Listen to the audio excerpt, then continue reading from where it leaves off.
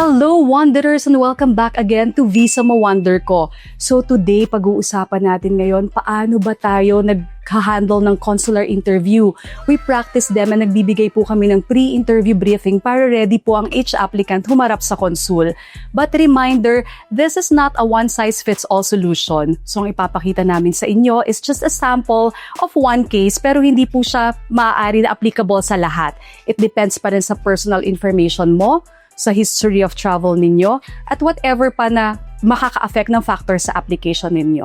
So, are you ready? Handa na ba kayo? So now, let's guide everyone how to face the consul confidently. Oops, but before that, you have to like and subscribe naman in our videos para makashare pa kami ng more videos like this. So, enjoy watching Wanderers! So, we have two parts of this briefing po. By the way, I'm Amy asking for your permission muna din po to record everything para pag finalize po namin yung aming DS-160 na description is maayos ko po siya. Okay, so as I mentioned po, we have first to tackle yung how to handle consular interview, and then after this one, magko-Q&A na tayo. Okay, so ang schedule nyo po as per dito sa information ni Isa, interview is September 26, 9:15. So you have to go to the embassy po ng 15 minutes prior. I'm talking about po the interview, yung biometrics, kasi yun yung first portion, yung biometrics on September 4. So, bawal pong magdala ng bag dyan. Bali po, pupunta lang kayo dyan, dadalhin nyo lang yung confirmed DS-160 form, yung confirmation form, saka po yung appointment schedule form. As in, biometrics lang po, simply just finger scanning, yung September 4, 10 a.m. And then, on September 26, which is yun yung actual interview ninyo, ito po sa mismong embassy na to sa Roas Boulevard. Yung September 4 po sa Parcalian. Isa will be sending all the details naman po after natin masubmit yung DS-160 kasi dun palang ma-generate yung confirmation page. So the reason why we are having this is para pag-usapan natin lahat ng mga pwede nating ilagay dun sa description ninyo sa DS-160. So okay, so dito muna tayo sa handling consular interview, naka-flash po sa screen. So on the interview po ito mismo, September 26, 9:15. So I suggest that you arrive 15 minutes prior to your scheduled interview kasi sa labas wala pong tambayan. Wala rin pong assistance from our end muna dun sa pagpunta sa embassy kasi hindi po pinapapasok talaga ang third-party representative. So you just need to bring po yung inyong requirements, which is i-remind ni Isa. Ang dadalhin po natin ngayon na requirements are the confirmation page ng DS-160 form, and then yun pong appointment confirmation, yung passport ninyo, and then yun pong mga documents na I think would help in the application na baka hingin. So ano ba tong baka hingin na to? First, the proof of your financial documents, like po yung bank certificate or statement, passbook, pwede rin pong dalhin yun. So either hindi sila particular kung yan by certificate or statement or basta may proof kayo ng financial capacity, either on your name, wife or husband, or joint account, pwede rin po. Lahat ng pwede, napakita ninyo kasi baka gustong tingnan, then ipakita po ninyo. And then you have to bring a copy of your license as a physician para po makita or baka maghingi ng information or ng proof na kayo ay doctor. So, dala din ninyo yung inyong IDs ng PRC.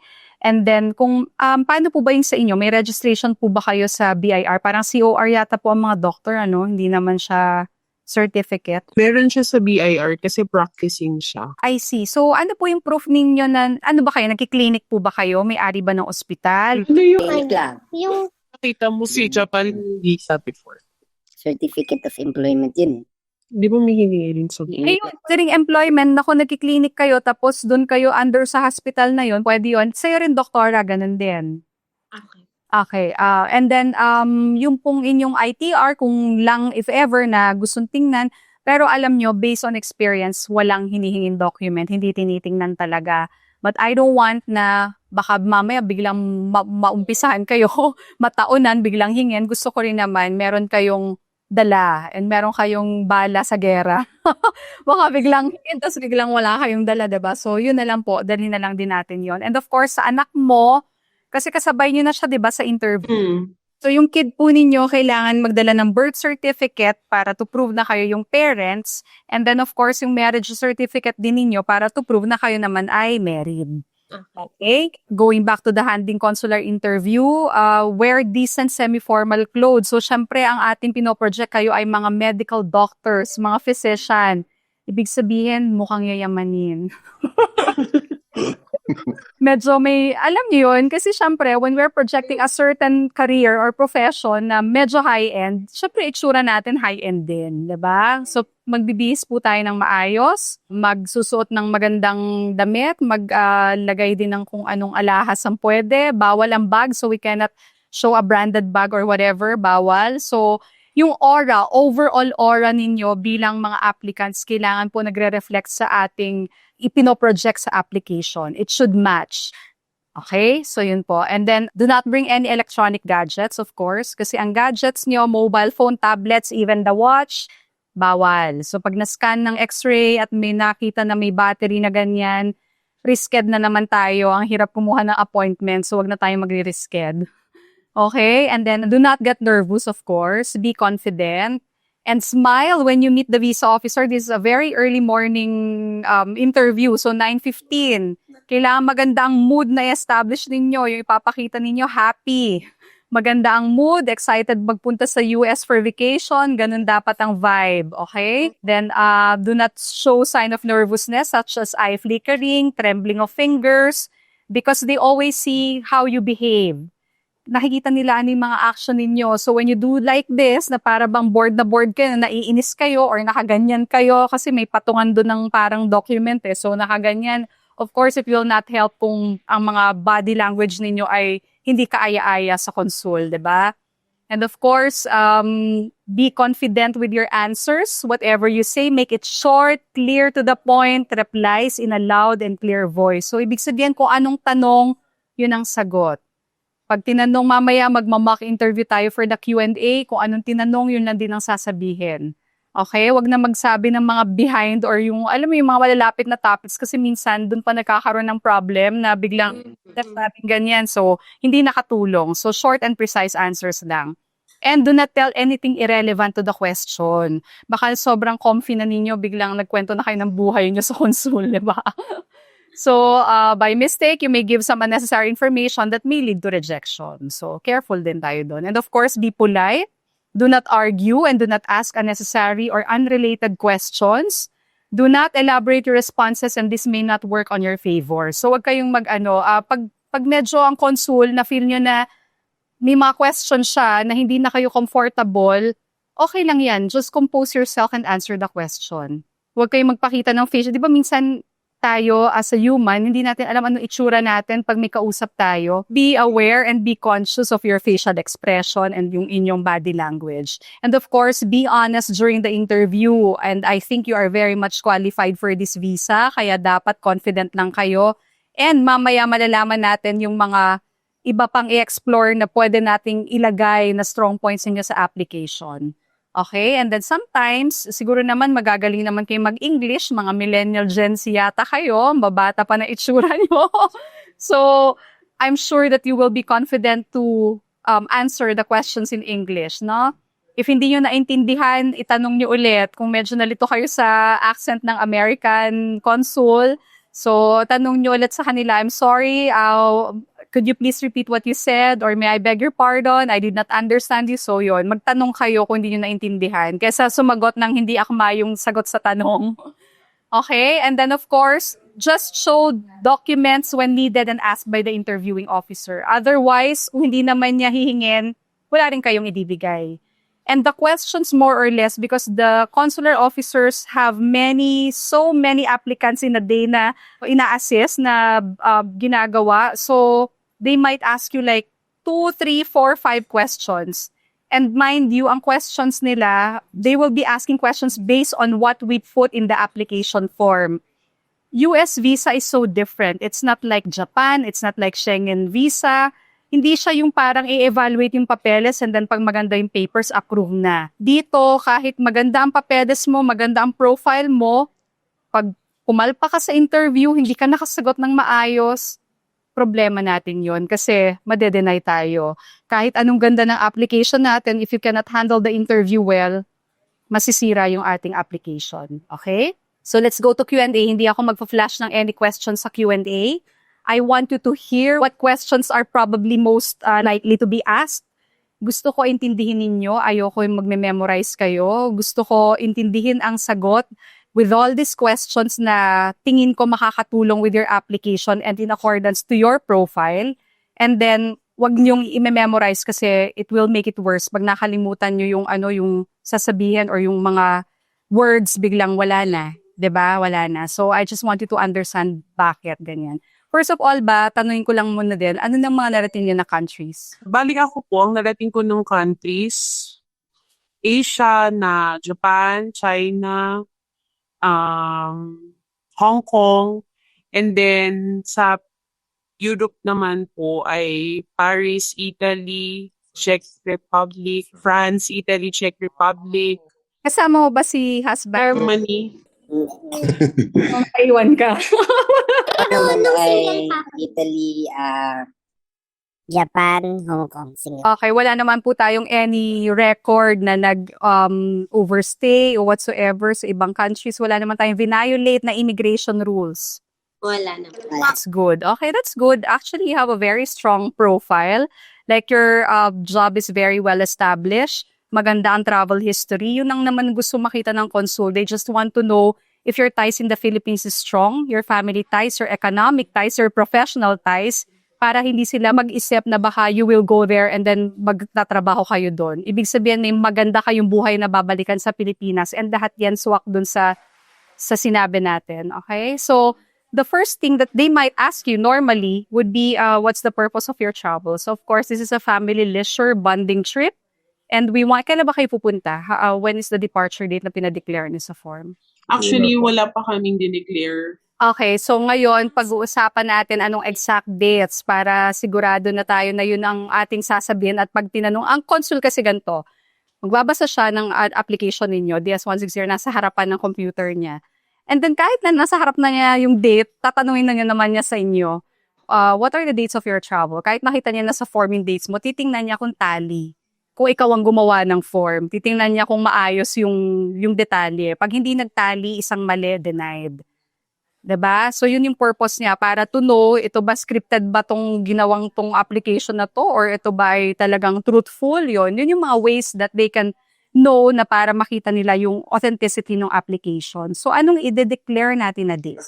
To be honest, wala pa kaming date. Siguro Christmas holiday kasi yun yung hindi yung acceptable na yung mawawala kayo sa mga clinics niyo, 'di ba? Kasi long holiday yun eh. So Christmas holiday. So ang tanong, saan nang i-declare natin na pupunta kayo? May kamag-anak ba kayo sa US? Meron siya. Okay, gaano kalapit? Kapatid, magulang, pinsan, auntie? Pinsan. Okay, saan sila? Saan si pinsan? Sa Alabama. Ay, malayo. Pupunta ba kayo doon? Wag na nating sabihin na pupunta kayo ng Alabama. Pag mag-US trip tayo, ang gagawin lang California. Yes, kasi di ba may Disneyland, so for your kid. This is purely a package which has been organized by Uniwonder, by the travel agency, and you will be accommodated in the hotel, and you will have a tour. Gagawan ko po kayo ng tour, at saka yung Disneyland visit for your kid. Okay, so that would be the best vacation na hassle-free. Ang importante, may pambayad. Ma-prove na may pambayad sa vacation, di ba? Kasi, ayan. Kaya ngayon, dito papalo yung tanong natin na next na magkano sweldo na di-declare natin. So, of course, ang sweldo ninyo is based on the average income. Kung may iba pa kayong racket outside of medical profession ninyo, kung may iba pa kayong businesses, i-declare natin lahat because this is an overall income. Okay, so kay doktora muna, magkano ang kinikita ni doktora? Almost 160 per month. I can state in your description, kasi kung nakikita nyo, there's nakalagay doon, describe your duties and responsibilities dun sa form. Mm-hmm. I make the most out of that space. I really have to put and showcase all your strong points on that space. So aside from the responsibilities, which is yung medical doctor responsibility, hina-highlight ko na rin doon, ano yung meron kayo, ano yung may mga investment ba kayo ng properties, may own house and lot ba kayo, para nagkakaroon din ng hint na na-hit din natin yung portion na, uy, marami rin kaming dito, ties in the Philippines. Parang in a way, we are already telling the consul na ito yung profile ko, ito ako. So, wala akong chance na iniisip mo na baka hindi ako bumalik because I have all of this. Yun yung ginagawa ko dun sa portion na yun. So, and being a doctor, may specialization po ba kayo? Occupational health medicine. Okay, yun. Palagay na lang din po yung duties and responsibilities for that. Meron pa po kayong ibang business? Ayun, meron kaming corporation. Ayun. Member ka rin ng corp. Mm-mm. Then that's your business. Add natin yan. Strong points mo pa rin yan. Anong pong nature ng business? Parang realty corporation. Okay, so yun, pakisulat na lang din po kung ano po yung nature ng business, like ano po yung realty, nagko-construct ba, tas binibenta yung mga bahay, ganun ba yun? Or is it mga projects, construction ba yun? Ano po yung business na yun? Because we can also put it na may business, tapos licensed medical physician, and then Real estate. Real estate. Mhm. so parang nagtatayo kayo ng mga bahay tapos binibenta nyo. Ganun po ba? Pwede ko sabihin na you're a corporation sa family business ninyo. Okay, punta tayo kay sir, kay doc naman. Ano naman po ang inyong mapapagmalaki sa consumer? Practicing na internist. Internist, so full-time medical doctor po kayo. Internist. Okay. Magkano naman po ang income ninyo, sir? Yung totoo, huwag mong tago kay Bukal, ah. Pwedeng range din ang ilagay. Approximately. 150 to 200. 200 na natin para maximize 200,000. Kasi meron po kayong negosyo together under sa inyong dalawa. Hindi sa amin wala eh. Wala. I can highlight that your wife also has a family business din para it will add up to the... Pero actually, may family business din kami. Pero hindi ko alam kung nakalagay ako. Okay lang, kahit di ka nakalagay kasi sa family mo naman, sa parents mo. Ano po yung business ng magulang mo? Resort. Wow! Bekene Mendo, joke lang. Hindi, joke lang. Hindi, ano lang yun. 3-star lang yun. Sige po, ano rin natin to ha. Our family owns a resort, di ba? Kahit pa sabihin nyo, ang ganda pakinggan, di ba? Family naman. Oo, so approve na to. Sige po, okay na po yan. So, ang i-declare natin sa'yo, 200,000. Ang i-declare natin kay Doktora would be, ikaw na lang ang 200, Doktora. Si Doc na lang is ano? 150 na lang sa akin. Lagay. Hindi, mas mataas ka dapat. May resort ka pa eh. Ay, baka tanungin ka about resort. Alam mo, isasagot ilang tao sa resort, ilang kwarto. Alam naman po. Yes, alam mo. Alam naman. Pati po ang realty, kabisado nyo naman po ilang houses ang na-produce nyo this year, ilang tao ang gumagawa, ilan kayong may-ari. Yun yung assignment ko pang isa. Assignment nyo po. Kasi the more that we are mentioning things, at pag naisipan ng consul na biglang tanungin, syempre, kailangan alam natin paano sagutin. Okay? Balik tayo dun sa Q&A natin, di ba? Ang una, what's the purpose of vacation? Short vacation, Christmas vacation in the USA. Exploring the West Coast, meaning yung Los Angeles, San Francisco, Las Vegas, yan. Gagawan ko po kayo na itinerary. Sabihin nyo po, it's a package that we ask our travel agent to prepare and then to explore the West Coast, including Disneyland for our kid. Okay? Next, why do you want only to visit this time? So sabihin niyo po, you were busy, syempre na estudyante kayo, grabing aral ang binuno nyo, diba? But in between all of those, nakakapag-travel pa rin kayo with your own families, diba? Ikaw, sir, marami ka bang travel? As in... Yung isa, yung Europe with her family. Ayun, okay. Yung Tapos mga Asia sa family. Yung mga Asia. Ayun, sabihin niyo po, actually, we have been traveling even when we were single, with my family and also with her family. I joined also in Europe. And this time, since we already visited most countries in Asia and Europe, then we want to go to US this time. Which is makatarungan, di ba? Kasi Yes. ikot na kayo eh. Ano pang gusto nyo ngayon? The US naman, di ba? And then, how long will you stay in the US? Ayan, anong i-declare natin? December 20 to January 3. Okay, pakitandaan po, yan ang ilalagay natin. Pag tinanong ni Consul, when are you traveling? December 20 to January 3. Okay?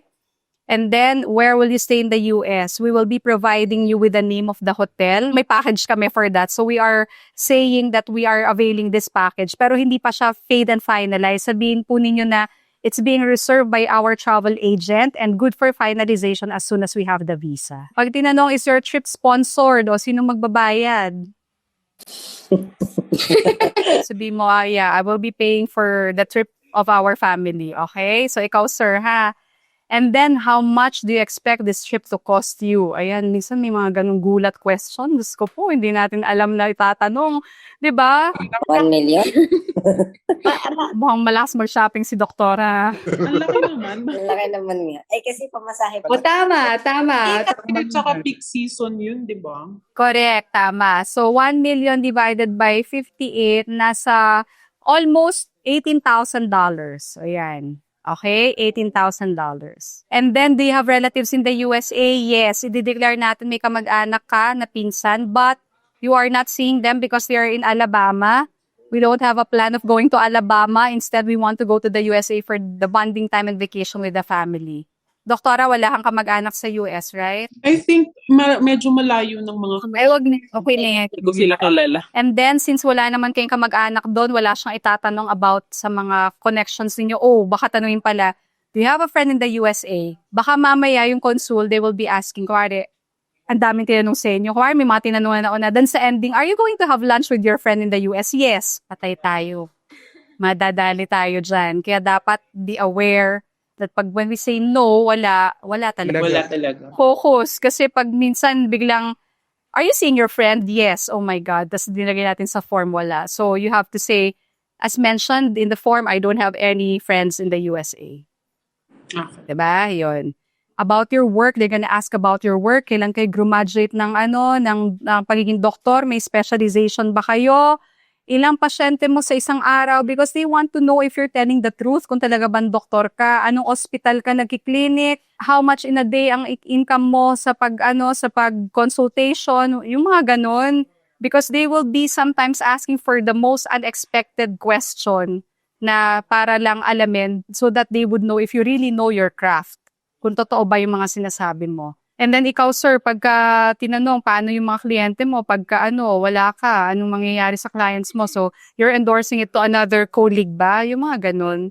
So, be ready with what you have to answer for those questions. And then, ties in the Philippines, pag tinanong po nila, do you own a house and lot? Okay, may sarili ba kayong bahay at lupa? Lupa pa lang. Okay, so yung lot meron kayo. May other investments pa kayo and assets, pwede rin natin siyang i-declare and i-showcase sa application. Kasama yung car? Yes.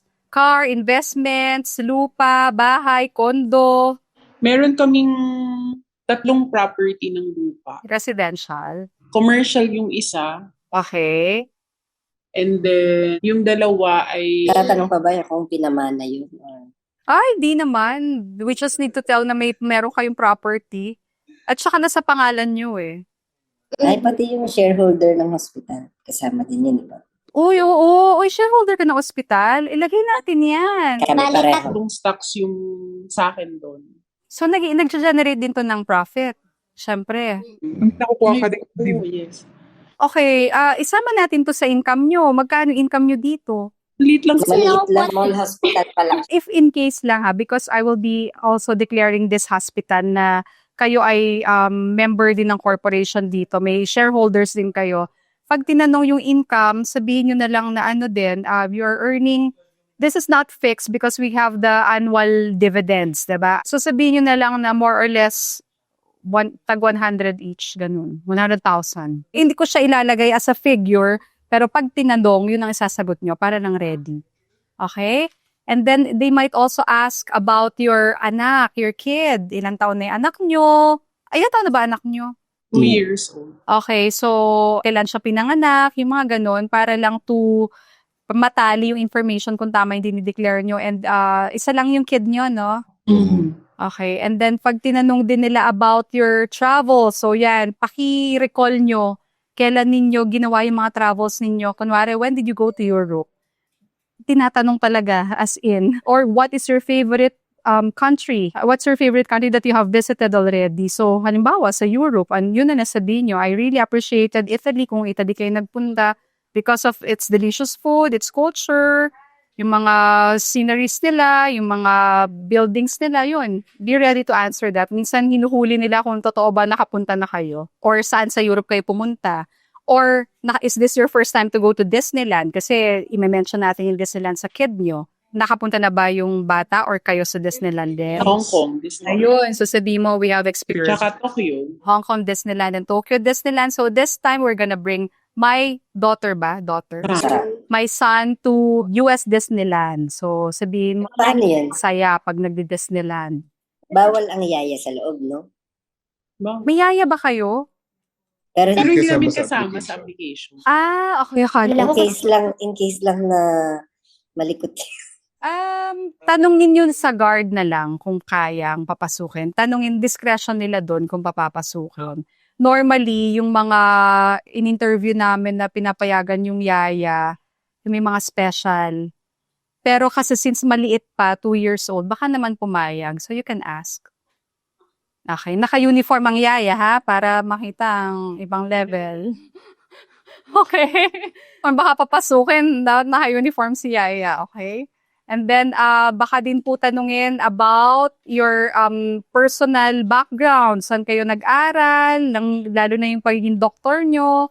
Yun, yung mga ganong things. So, wala naman po tayong lies dito. So, everything na itanong nila, I'm sure you can confidently answer when it comes to your personal, professional, economic information. Okay? So, kung meron tayong hindi nadaanan na tanong na bigla niyang tinanong doon, just think of the proper and closest answer. Yung truthful answer for that.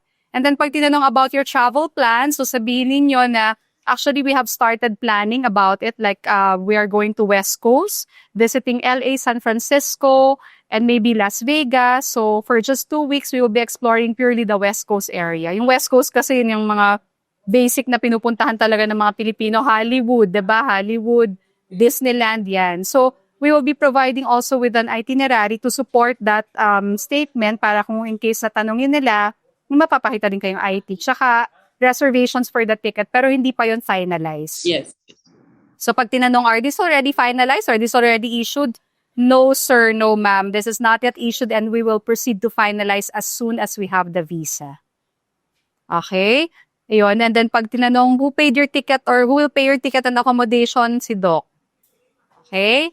The head of the family. And then it will be paid once you get the visa, all the arrangements, babayaran nyo. I am confident that you both can handle it well.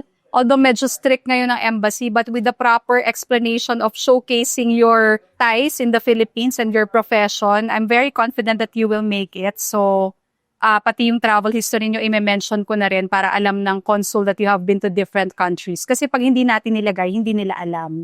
And pag hindi nila alam, they might not ask. At pag hindi sila nagtanong at hindi kayo feel denied, patay tayo. So mas maganda na yon, inilalatag natin lahat ng strong points ninyo bilang couple, bilang doctors, bilang travelers, yon. That's it. May question kayo? Kapag ba nag-interview, so, magkakasama kaming family. Yes, you're together. So, kapag mag-answer ng question, baka kasi biglang mag-unahan kami ng... Hindi. Ganito. Pag generic ang question, we have to agree na sino ang sasagot pag general ang question. Pag walang, sinong sasagot? Si Doc. Ikaw sasagot. Pag kayong question is generic, wala siyang kahit sino sumagot, ikaw na, para hindi na kayo magtitinginan at hindi kayo magpapakiramdaman. Ikaw na, Doc. Kung naman ang tanong is nakatingin sa'yo, doktora, or nakatingin sa'yo, Doc, huwag mo saluhin. Huwag niyong saluhin yung tanong na para sa kanya. Okay. Oo. So, pag tinanong sa'yo, doktora, ikaw ang sasagot. Huwag kang tumingin sa asawa mo. Huwag kang magpasaklolo. Basta ikaw ikaw ang sasagot nun. Hindi pwedeng, basta diretso sa'yo, ikaw. Kay Doc din, diretso sa kanya siya. Kung generic ang tanong, si Doc bilang head of the family. About the baby, mostly mommy ang sasagot dyan. Tama? Okay. Ayun. So, simula nga mag-English na kayo, ha? At huwag kayong kabahan. Yun lang yung key doon. Kasi pag kinabahan kayo, iisipin ng consul, ay, may tinatago to. Ba't kinakabahan? Diba? Baka mamay mag-practice pa to ng kanilang pagiging doktor dito sa Amerika. Yun yung iniiwasan natin. That's why, kaya ilalagay ko na lahat sa description yung properties ninyo, yung mga shares nyo sa ospital, yung mga strong na trabaho nyo, yung mga business ng pamilya ninyo, para sa isipin ng consul, wala na, hindi na talaga to mag-overstay, talagang bakasyon lang to, kasi they are well and capable of spending and sustaining this trip. Okay? So, yun lang po. Heads up lang kami after the interview for the result and everything. And if you have questions, After ng interview, may result na. yes, pag iniwan ng passport, may visa. Pag sinole, ligwak. Pag ipapaiwan po yung passport para ma-stamp ng visa. Pag binalik po sa inyo with the letter, ayun, ibig sabihin hindi po pumasa. Pero I'm confident that you can make it. Basta, based on profile, ganyan lang kayo yung dito sa Zoom. Just being natural, yan ganyan ninyong aura. It's really good, maayos at saka maganda ang profile ninyo. Wag lang kayong kabahan, wag lang kayong pumalpak, wag lang kayong mag-utal-utal sa interview ninyo kasi doon talaga yung ikaka-deny ninyo sa handling the interview kung halimbawa na pumalpak kayo doon. So, tingin ko naman very smart naman kayo eh. Mataas ang expectation ko. Aayusin ko na lang po yung description para it's in accordance with all the strong points that we have talked about. And then, naayos na po natin yung Q&A natin. So, most probably, this Q&A, definitely, isa o dalawa dyan sa Q&A natin lalabas yan sa tanong ng consul. Okay? Okay po. Sige. So, thank you so much. Ipapadala na lang po ni Isa yung mga forms for you to print para po yun yung dadalhin sa biometrics at saka dun sa interview. I-recap lahat po ni Isa din yan. Saka yung mga bookings and itinerary. Okay. How will you know yung mga yung hospital? Naka-record daw. Hindi, yung 3 hospital. Ay, sabi ko po assignment nyo, i-text nyo po sa pati po yung inyong mga And response. ng inyong duties and responsibilities. Okay, thank you po. Have a nice day. Bye-bye. Bye! So ayun, Wanderers, ganyan namin tinutulungan dito ang mga clients para maging prepared sa consular interview. And of course, hindi lang naman po dapat prepared tayo sa documents, kailangan din talagang paghandaan ng interview para makakuha po tayo ng visa at ma-achieve natin ang goal na makapasa tayo sa interview at sa visa application natin. So kung nagustuhan po ninyo ang video natin for today, please like, comment, and subscribe to our channel para next time, itry po namin sagutin ang mga tanong po ninyo at ma-feature natin sa next videos. And of course, syempre, subscribe pa rin kayo, Wanderers, para makapagawa pa kami ng maraming videos about visa. So that's it, Wanderers. Good luck on your interview. And of course, laban lang tayo and go, go, go! Kaya nyo yan, Wanderers! Bye! Until our next video. And please also, don't forget to watch the other videos about visa application. Bye, Wanderers!